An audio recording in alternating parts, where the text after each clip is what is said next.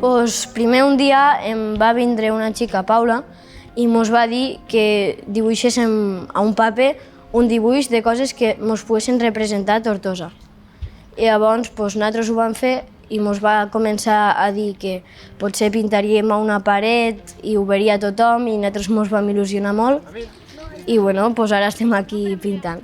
Va vindre una senyora Paula i ens va explicar d'un mural d'un lloc que estava abandonat, que nosaltres ho podríem aprofitar per poder pintar i aprofitar el lloc que està bé i així poder posar-lo més guapo. I també mos va dir que aquí, al ser coses relacionades de Tortosa, vindria la cultura de Tortosa, que són els correfocs, els gegants, i per això els dibuixos nosaltres ja de seguida, al veure que era cultura de Tortosa, ho vam posar. Llavors, jo crec que és de les coses que pintarem.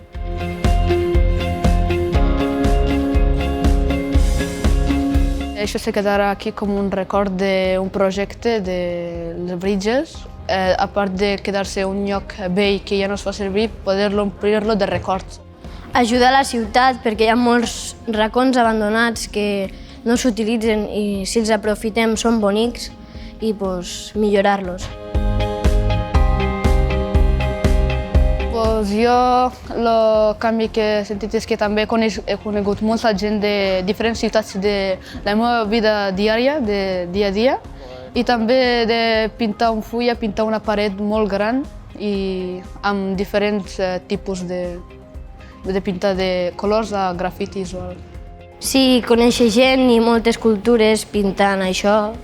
I a més que això es quedarà aquí, això abans no era tan bonic com ara, i ara ho farem que ho pugui veure tothom qui vingui aquí i, molt bé.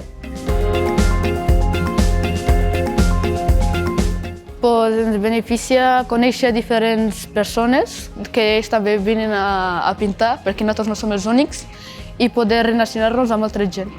Conèixer cultures diferents i parlar amb gent que sap coses que nosaltres no sabem, compartir experiències amb altres persones que potser nosaltres no ens ho imaginàvem i també nosaltres compartir amb ells.